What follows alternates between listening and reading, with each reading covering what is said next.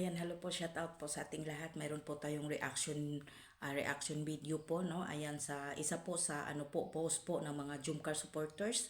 Ayan, bago tayo magsimula, isang mapagpalang araw po muna sa ating ama ng Kalingap, Kuya Bal Santos Matubang, Ate Edna Kalingap Rab, Miss Jack Matubang, at syempre po sa mga Kalingap striker, shout out po sa inyong lahat at mga sponsor, shout out po. Ayan. Dito po ay totoo nga po ba? Ayan, totoo. Tanong lang ako, nagtatanong kasi marami po ang tinitignan ko sa comment section, no? Ayan nga ay normal lang daw po, ayan, no? Ayan, ito. Ayan. Ayan, magpakatatag kayo, Jumcar. Ayan po, alam natin, ayan, alam po natin ang tampuhan. Kung may tampuhan po, mawawala din yan. Normal sa isang relasyon na magkakaroon ng tampuhan. Ayan.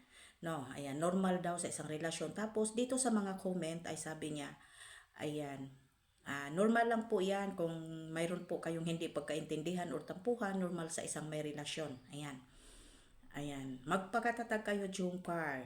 Ayan, bukas magiging okay or sa susunod ay pagiging okay. Basta kami po ay happy kami, kumpleto ang Jungkar sa bakasyon sa Vietnam. Okay.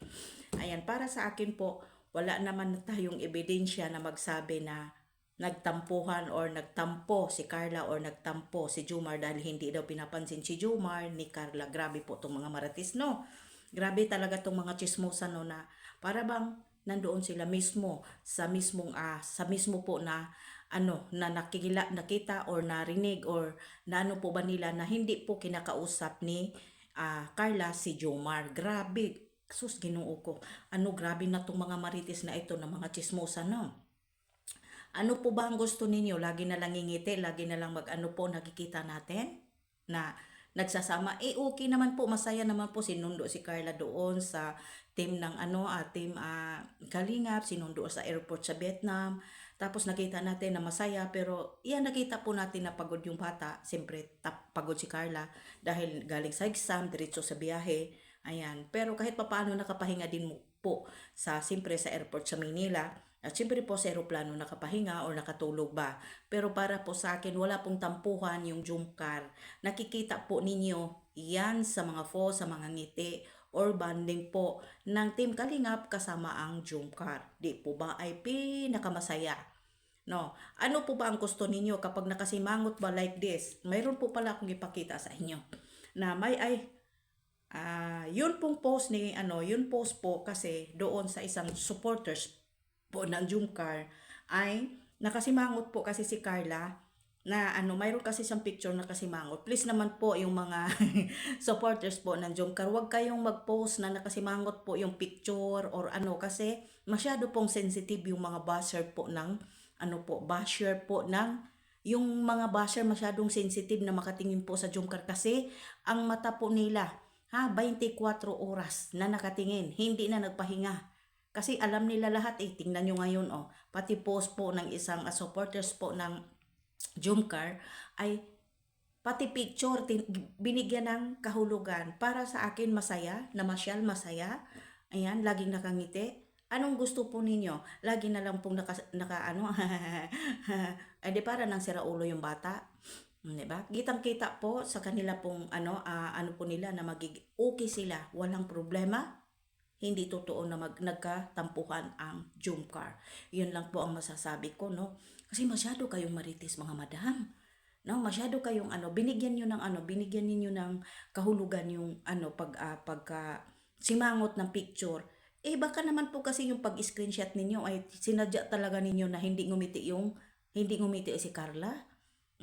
Dahil sinabi po talaga nila, si Jomar hindi pinansin ni Carla. Tingnan niyo po sa post. Ko Ginoo ko Marimar. Baka naman po kasi talaga sinadya ninyong i-screenshot tapos pinost ninyo. Ay, si Jomar hindi pinansin ni Carla. Ay, Ginoo ko Marimar. Ano bang nangyayari sa mundo? Bakit naman yung mga mata ninyo nandoon na lang nakatutok kay Carla kay Jomar? At ang mga baser po ngayon mismo ni Jomar ay naka-jacket pa mismo po sa YouTube chat, sa YouTube po ni Kalingap Jomar na nakaano pa kayo. Hindi ba kayo nahihiya na magsalita po kayo na naka-moderator kayo sa mga live po ng mga kaibigan ni Jomar? Uy, Ginoo ko. Mahiya naman, kapal-kapalan na lang kunti siguro, no? Kapal-kapalan na lang kasi siyempre nagka-moderator kayo tapos magsalita kayo ng ganyan na hindi naman kayo yung ano, hindi naman kayo yung gumastos doon. Hindi naman kayo yung owner talaga na nag-ano sponsor doon sa ano Jumcar. Tapos yan pa ang sasabihin ninyo, may kunting nakita lang bigyan ng Malaysia. Para sa akin wala pong problema, no? Sa akin walang problema po. No, sinadya lang po talaga nilagyan ng caption tapos ano, kung magkaroon man po ng problema po or nagkaroon man konti ng tampuhan, normal naman siguro nun kasi mga matitino naman po ang utak ng Jungkar, hindi naman sila mga abnormal na hala 24 oras na lang siguro sige tawa. Di ba? Oh, yan lang. No, hindi naman siguro ano na lagi nilang humingiti yung Jungkar. Eh, ibig sabihin wala na yan. May problema na. No? Ganun lang. Happy na lang tayo. Magiging masaya po tayo sa nakikita natin kumpleto yung Jumcar. In fairness ha, hmm? In fairness ha, yung paano na po yan ay para po yan sa kay Kuya Bal at kay sa Jumcar. Na wag ninyong damay dito si Kuya Bal.